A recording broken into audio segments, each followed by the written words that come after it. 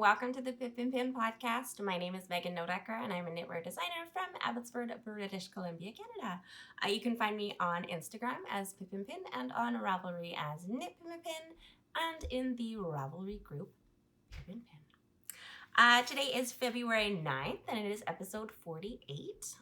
Today I'm going to share some finished objects and some works in progress and some things that I've gathered and some knit along stuff. So thank you so much for joining me. I'm gonna jump right into the knit along stuff first because I just 2 minutes ago filmed a little video that I'm going to post to the channel, and I will link it as well here. I started a new knit along kind of. It is called Fix It or Forget It. Basically it is a knit along, make along, something, mend along? I don't know. Basically, this is all about taking finished objects that you have that you need to tweak or forget about it and frog it and use the yarn for something else. All of the information for that you can find in the video or in our Ravelry group. I'll make sure to put links to both of those down below. Yeah. And then we also have our wintertime mini along, which is a mini skein knit along, and that one's coming to an end in the next couple days here. I think there's about 4 or 5 more days to get your entries in. That one's been really fun to see all the different kind of scrappy mini projects. They were originally, I had this idea because of this rocket socks that I made, which are these guys here, which I designed with a 5 skein set in mind. And that's pretty much what it was all about. So if you have any mini skein projects that you are currently working on, go check out that thread because there is still a little bit of time to finish them up and get them entered. Finished objects.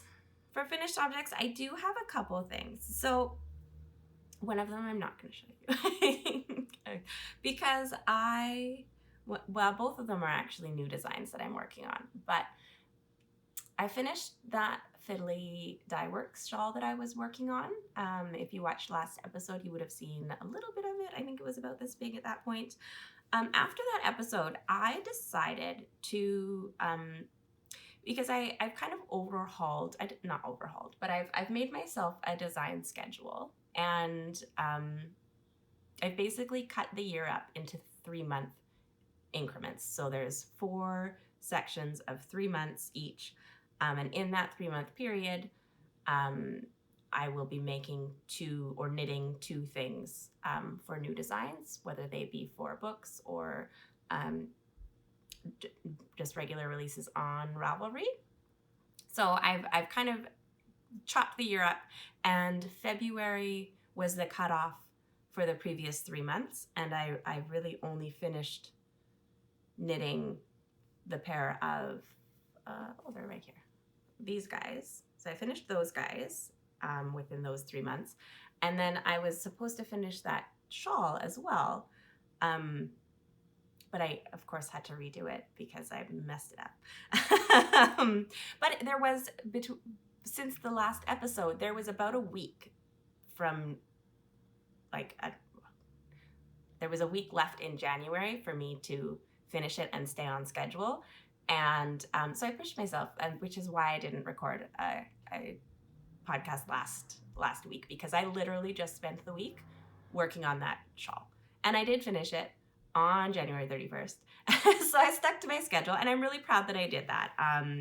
I took some advice from my friend Sam, who is the host of the Hand Me My Knitting podcast, and she is very into spreadsheets and charts and like keeping track of things and just to motivate herself.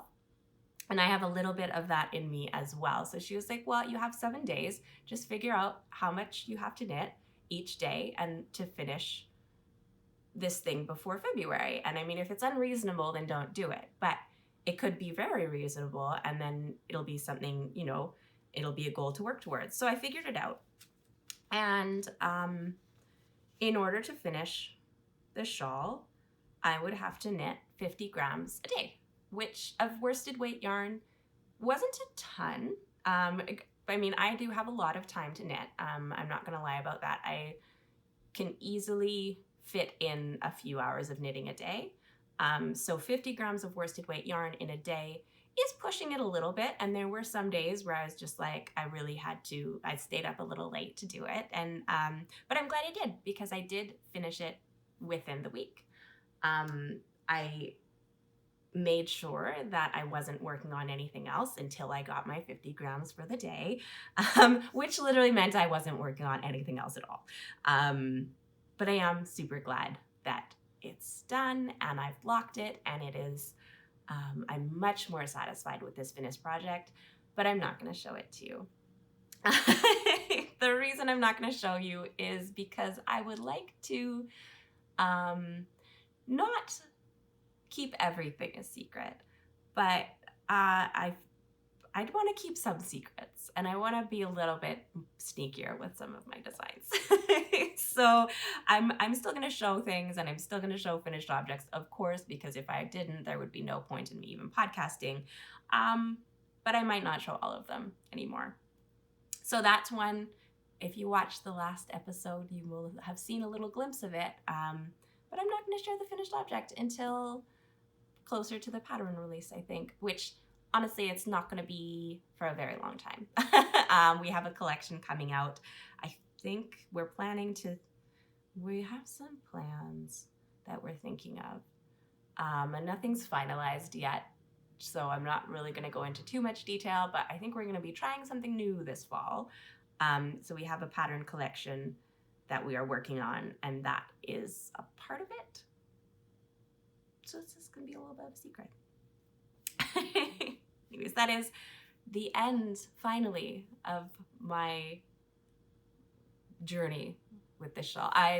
Honestly, no, not even. I still have ends to weave in, and there's a couple little finishing things that I haven't decided on yet.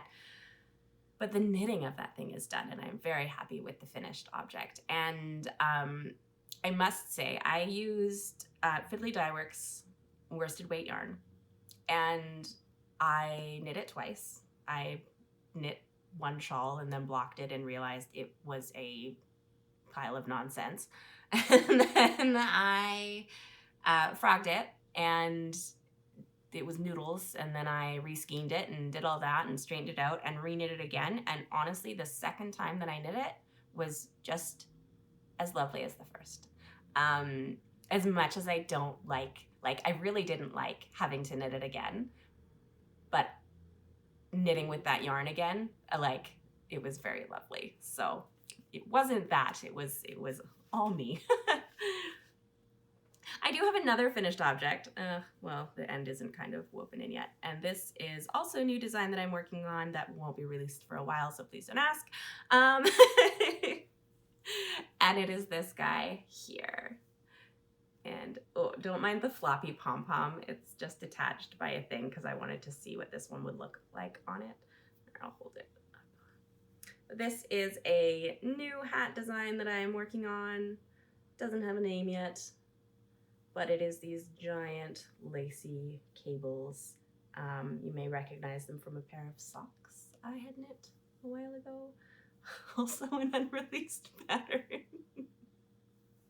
I feel like I'm in the mode of just knitting all the things right now, and I haven't actually sat down to write them and do the actual, getting them out into the world part of it.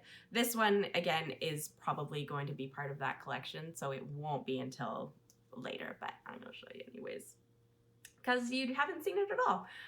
This is yarn that I picked up not at Knit City, but the day before, or the weekend of Knit City. Sweet Fiber, Melissa, she was at 88 Stitches with her yarn because she decided not to vend at Knit City this year. So she did a trunk show at her mom's shop, which is 88 Stitches. And so on our way out to Vancouver, Sam and I stopped there to take a peek. And this is what I picked up. This was her, at the time it was brand new. It's been out for a little while now. This is her Pure Merino base. and it is 100% merino, and it's a sport weight, which I really like. And this is the Ever Gray colorway. So look for that pattern in many months. Really lovely yarn. I still have about half a skein left, and Georgia was asking for a hat exactly like that. So I'm probably going to be making another one of those soon, or something similar. I don't know.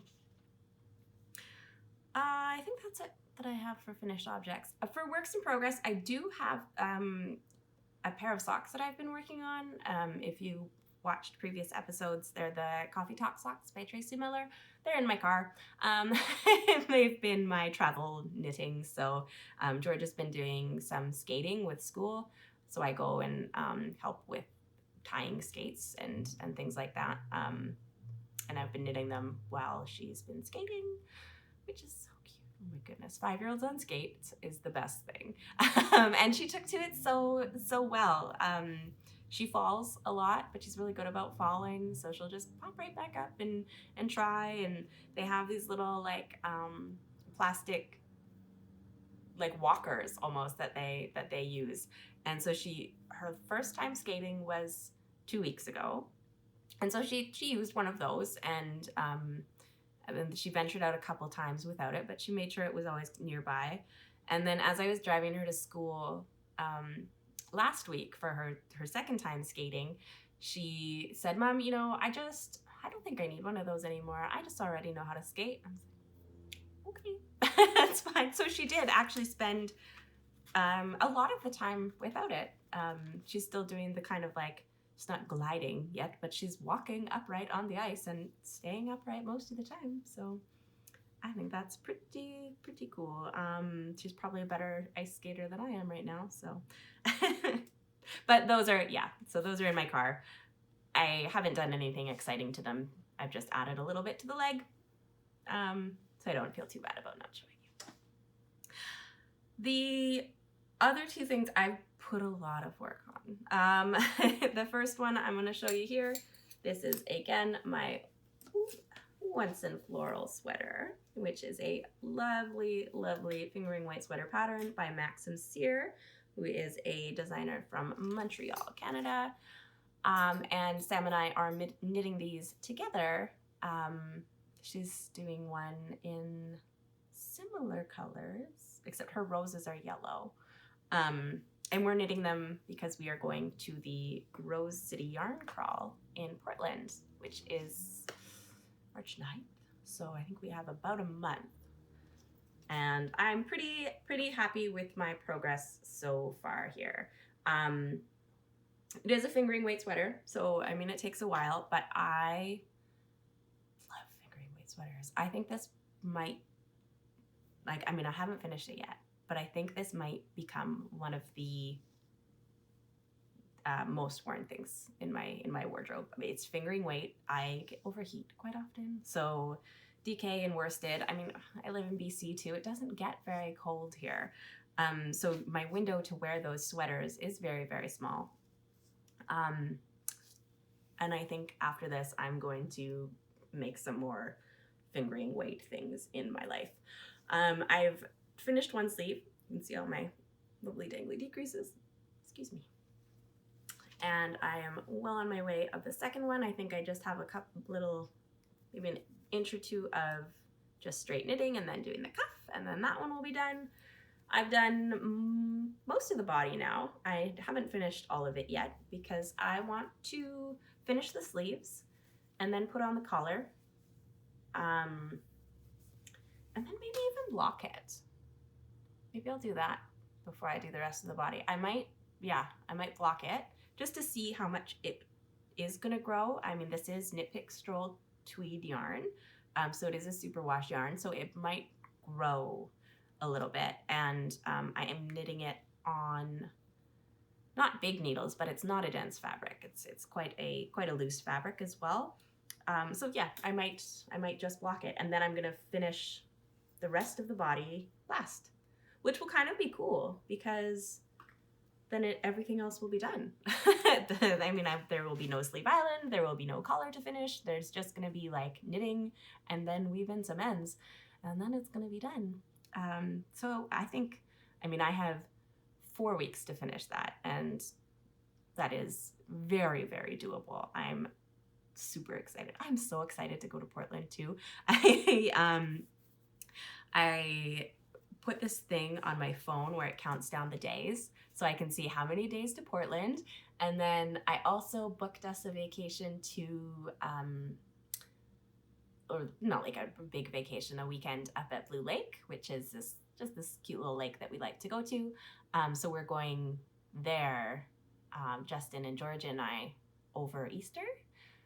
So we're going to be there for Easter and Justin's birthday and Georgia's birthday. We're going to go for 3 nights. It's going to be great. So I have those countdowns on my phone that I get to look at every once in a while. So the other the other thing that I've been working on, this won't be a finished object for a long time, but I received in the mail, I ordered this a while ago. This is a tulip crochet hook, and it is very squeegee, because I've been crocheting the Weekender blanket by Sandra Paul, which is a blanket that is made up of these guys. These are teeny tiny little hexagons, and you make a bajillion of them, and then you sew them all together or crochet them all together. I don't know exactly how I'm going to finish it yet. But I just had one of those metal like arrow crochet hooks. So I thought I would try something a little bit fancier. I don't crochet a ton. So I've never really invested in nice crochet hooks, but I figured this is a blanket that I'm very excited about and I'm going to be working on a lot. So I got this, and it's changed my life. I think before I got it, I had made maybe 20 of these little guys, and I've been working on them all weekend. So I have them in these canning jars. I filled up one jar. I think there's about 40 in here. I took the lid off of this one, but there's about 40 in here too. So in this weekend, I've maybe made about 60 of them. Yeah, I mean, to be fair, Georgia was at her grandparents' this weekend, and Justin and we went on a really nice long walk yesterday. But pretty much the rest of the time we've been watching movies and eating junk food. So I've been making lots of little guys. And this has made all the difference. I found that with the other one, my hands would start hurting after a while, and even just trying to keep it in the right spot, I don't know, it was tiring out my hands a lot quicker. And this is just magical. If you've never tried it before, I would recommend these. Not an ad. I just really, really enjoy them. So yeah, I'm just doing this out of scraps. I'm doing fingering held together or DK, worsted, just kind of whatever I have. And I'm kind of keeping it in this like dusty kind of muted color palette. And what's nice about this, and I was kind of talking about this when I first started this blanket, but I'm going to say it again, because I've started many, many blankets. I've started, I think, 3 granny stripe blankets that were all frogged. And last year I started a northeasterly blanket, which is the one with all the chevrons, which I've abandoned as well, because I did a fingering weight. Like, that's ridiculous. But I also think part of the problem for me was doing it as you go, kind of. And I would like it for a little while, and then I would add in a couple stripes, and I wouldn't like those ones, but I wouldn't want to rip them out, so I just kept adding some more, and it was always like I hate it, I love it, I hate it, I love it, I hate it, I love it.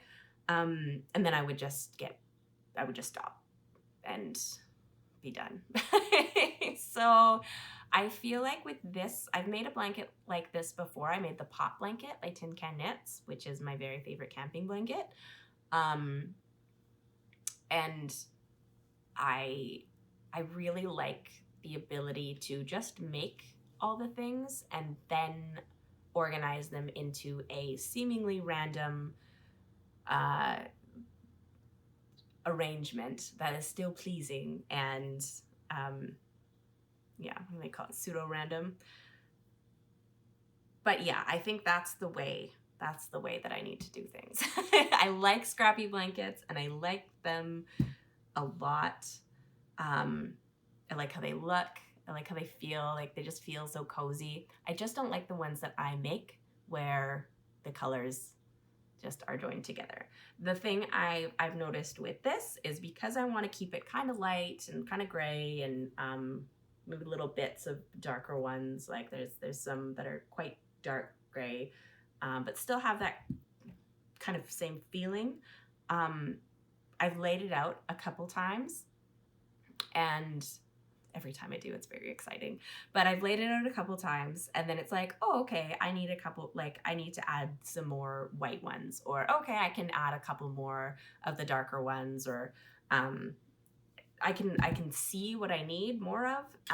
And the nice thing too is at the end when I'm done, I'm just going to, like, if there's one that doesn't fit, I can just take it out. Like if there's some colors that I'm just like, no, maybe not, I'll just take those out and then I can replace them with something else.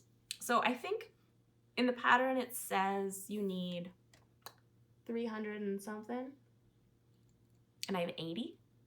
So I'm getting there. I thought it was going to take a lot longer, but now that I've memorized the pattern and kind of am getting my crochet game up a little bit, I can do one of these things in maybe about anywhere between 5 and 10 minutes. So that's not too long. Like, yeah, that's 6 or 10 in an hour, depending. And choosing the colors and switching the colors is really fun. So yeah, if you are looking for a scrappy project, I think maybe next time I would make them a tiny bit bigger. I mean, I think I'm really gonna love how small they are. I'm not gonna love putting them all together. So if I do end up, like, I really love this pattern. So I might make one for Georgia using the brighter, like my brighter scraps and things like that. I would probably do another round around just to make it bigger. So you have to make less and seam less, of course.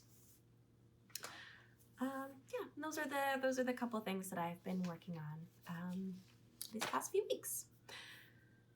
Aside from this magical, amazing crochet hook, I haven't bought any yarn. I haven't been to a yarn store, and I'm kind of saving that for when I go to Portland, because I don't want to go to Portland. I mean, we're going on a yarn crawl, so we're going to a bajillion yarn stores. And I don't want to go there and then be like, oh, I just bought this, and this, like, and then not, I don't know. I feel like if I buy anything now, it's just gonna like take away from going to Portland. So I'm just gonna, I mean, I really don't need any yarn at the moment. I have my little box of projects that I kind of want to start here. And I have lots. So I don't really need any more yarn, so I haven't been buying any, which is totally great. And I'm not gonna say I'm not buying any in Portland, because Nightshades is calling my name. But I did get something knitting related, and I actually found this at Costco, which was amazing. I got the Harry Potter Knitting Magic pattern book. And this is a book that was put together by Tanis Gray. And it has a couple different designs by different designers in it. And I really like it. The one thing I really like about this book the most, it's beautiful. It's a hardcover book. They've got beautiful photography. Really lovely little, like, because it's an official book as well, they actually have little things from the movies and from the books and little details and things. So it has been fun just to like look through and read all the little bits.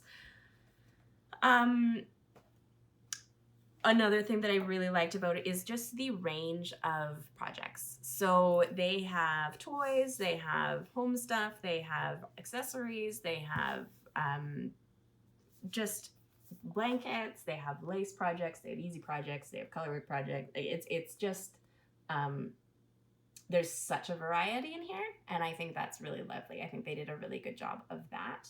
There are some things that I wouldn't knit, but there are some things that I definitely will knit.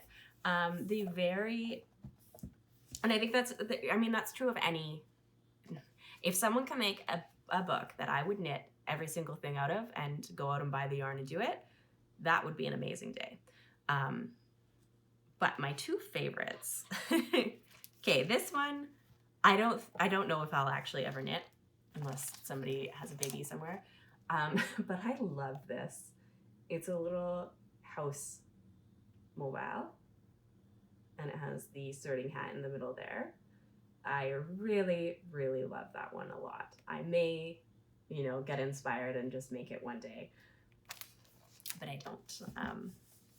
That's just one of my favorite little cute ones. And then the other one that I really, really love. Let's see if I can find it quick here. Is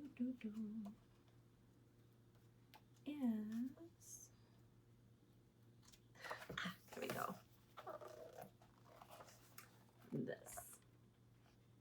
These are the Expecto Patronum mittens by Diana Walla, a pair of colorwork mittens. And I recently made the underwing mitts using some Lana Como yarn, which I really love. And I do actually have some yarn that would fit the bill for these perfectly, so I don't have to go out and buy any, because I already did. The thing I like most about these is they are colorwork mittens, and they are not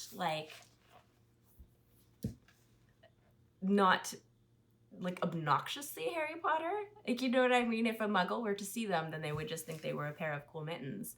But if a Harry Potter fan saw them, then they would actually look at them.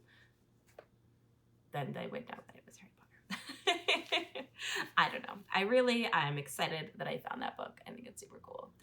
And I'm excited to make those. I have quite a large knitting pattern collection and magazine collection that I honestly don't utilize as much as I probably should, but I do really like having them.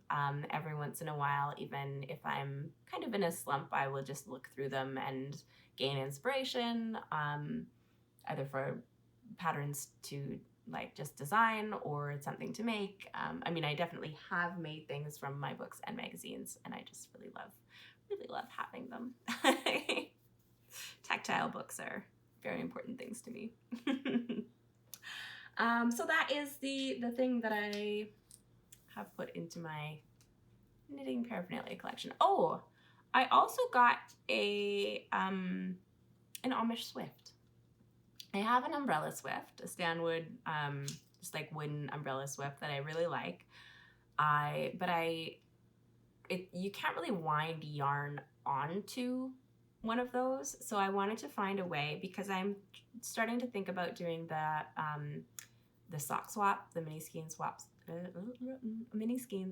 swap thing that I did a couple times last year. I'm starting to think about the next one, and I wanted to make my life easier.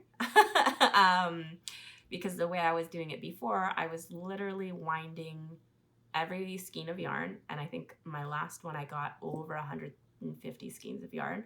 I was winding them twice. So I was winding them once into a regular size cake, and then from that cake winding them into 20-gram cakes. And that was a lot of ball winding, and I honestly don't think that I could do that again. Plus my winder's really loud, so I couldn't do it. I felt really bad if I was doing it while my family was home, because it was obnoxious. So I got an Amish Swift because I you can actually like wind onto it as well. So I'm gonna test some of that out and maybe figure out the details of a new sock swap one of these days. I'm pretty sure, I'm almost 100% sure that I am going to go away from having the ready wound skeins. Unfortunately, I know they're nice to have them all pre-done, but the amount of time that took, it was pretty much between me just not doing it again or me finding something that was a little less labor intensive. So I think I found the solution. Once I've tested out a couple different things, I will get the details of the sock swap together again. So that's exciting. I also, surprise, added some things to the shop. One thing, I've got some more of these. I sold out very quickly last time, but I've got some more of these wooden needle cases. So far, I only have the light wood version of them. I'm still waiting for the dark version, but I figure I would put these up on the website now anyways, and then just list the darker wood ones when they come. So these kind of range from a little bit, you can see they're a little bit lighter, and then they go to kind of a medium. That's just the way the wood is. They're all the same wood, just a little bit different colors sometimes. So these are my favorite things. They're made of wood, and they have these little brass things here, and you just untwist and hold your darning needles. You could also put stitch markers or whatever you want in there, really, but they do come with 3 sizes of darning needles, and they're just the right size to kind of put in your little Notions bag. I have, I think, one in every single Notions bag that I own, and they're just great little things. You can find them on our website right now. I'll put a link to them down below, or you can go to pipandpin.ca/shop and find them there. That's about it. I feel like I took a little break not from knitting necessarily, but from Pip and Pin-y stuff, as I usually do. In December, January, I kind of focus more on personal knitting and organization and things like that, and getting things ready. And I feel like February is just like, okay, let's go. Let's get all of these ideas and like figure things out, and let's go and do and create. So I have many things that I am thinking about and lots of things that I want to do. I have lots of pattern ideas, which is exciting because I was not having trouble thinking of things, but just getting inspired. So I'm very inspired that way right now. I have some more kind of shop things that I've been thinking about lately, and then with the mini skein sock swap that I want to start again. So February is becoming the month of new things, and new ideas, and let's go again after wintertime. I feel like a lot of people are like that. I mean, December and January are very like, it's usually cold, it's usually indoor, and not that I don't feel motivated, I just feel motivated to do different things. But now that it's February, I'm raring to go back into the fray. So that is it for today. I had some things that I was going to talk about too, just life stuff, but I kind of just sprinkled them in this time. And so that's it. I hope that you check out the video for our new knit along thing. I'm just going to call it a knit along because that's what I know to call it. I hope you check out our new knit along, the Fix It or Forget It. You can find the video on our YouTube channel here, or go to our Ravelry group and find the chatter thread and the finished object thread there. Wintertime mini along is coming to an end. I hope to see some of you in Portland. I just found out that Rachel, who is the dyer behind 6 and 7 Fiber, is going to be there, and I've been a very big fan of hers for many years, and we've worked on things together, and we've never met, so hopefully our paths will cross sometime during that weekend. I'm very excited about that, and I'm excited to just do some shopping, do some Portland things, go to Powell's, go to Voodoo. Very excited. So I will see you guys next week. Maybe I will have a finished sweater. I will not have a finished blanket. Maybe some socks, probably not. We'll see what other things I cast on this week. All right, so thank you so much for joining me. If you liked the video, please give me a big thumbs up, and don't forget to subscribe, and I will see you next week. Thanks, guys. Bye.